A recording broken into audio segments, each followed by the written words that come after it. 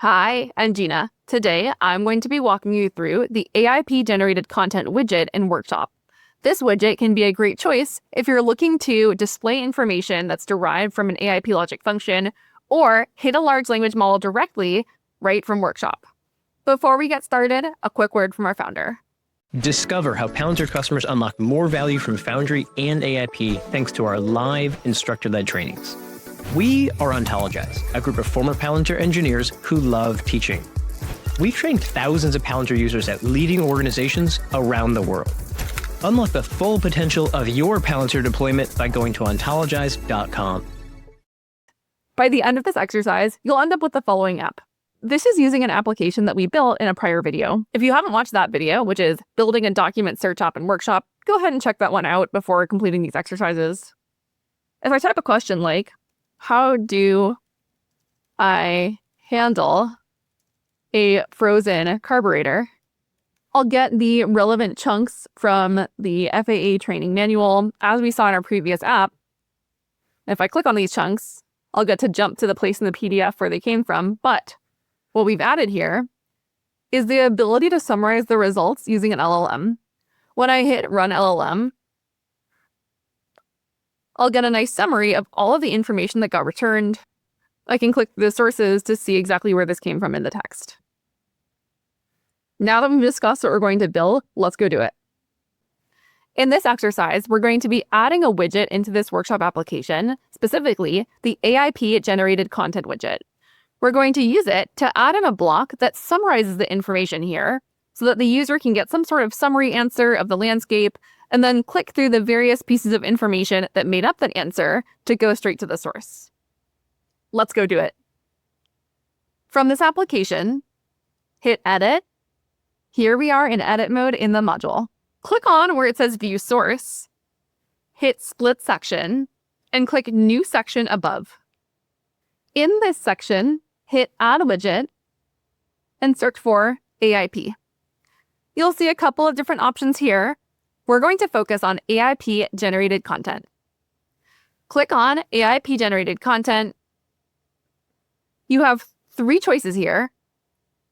A logic function. You can bring in an AIP logic function here and run it straight from here. You can send a prompt directly to an LLM and get back the results. That's what we're going to be doing. Or you can hit an LLM via a prompt function. We're going to try direct to LLM. Click on direct to LLM. We need a prompt. What's our prompt going to be? Our prompt is going to be a combination of the user question and the relevant pieces of information that we found using our semantic search. The benefit of this is we're able to get an answer that's grounded in our knowledge corpus, but also takes into consideration the user's question. We're going to make our prompt with a couple of variable transformations and an array aggregation. Specifically, our prompt is going to be composed of the user's question and the most relevant results. This is going to mimic the thing that we do in AIP logic, where we feed the LLM the user's question and feed it the results of our semantic search step above the LLM call in AIP logic. Here, we're going to do that by navigating over two variables on the left, hitting that plus sign. The first variable that we're going to make is an array. We're going to take the results, the semantically relevant results, take all of the extracted text and smash it together into an array. Click on Array. It's a string array, specifically an object set aggregation. Click on Object Set Aggregation and call this Array of Relevant Text. The object set is relevant FAA chunks. The aggregation method is going to be unique values, and the object property is extracted text. We'll get an array that looks like this. There is an aggregation limit of 500, but don't worry about that. Our relevant results are only going to have about 10 records, so we don't have to worry about this 500 result limitation. It's just happening here because we don't have any sort of query in there. Let's add a query in. I want to learn about what to do if the carburetor is frozen. Once we've done that, we'll have 10 results. If we go back to array of relevant text, we won't have that warning anymore. We're not done yet. The AIP Generated Content Widget wants a string variable. This is not a string. This is an array of strings. Not only does it want a string variable, it's also going to want the user question. Let's go use a variable transformation to author a prompt. To do that, click on the plus sign, click on string variable, go to variable transformation, click on variable transformation, and call this prompt. Hit add transform.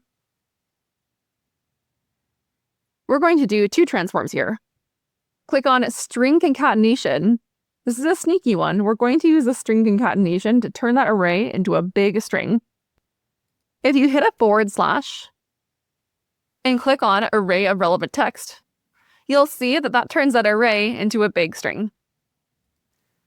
Let's make this into a proper prompt by saying something like, answer the user's question using the provided information.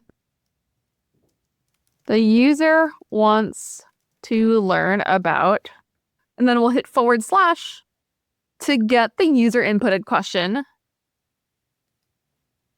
Then say, use the following information to answer the question.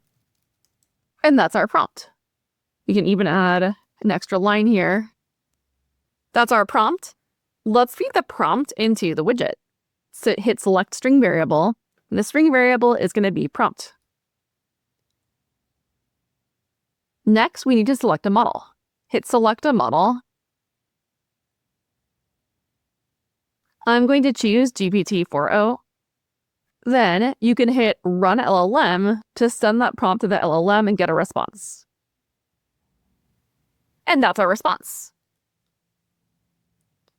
We're getting a little bit pressed for space here, but when we go into view mode, things are going to be quite a bit better.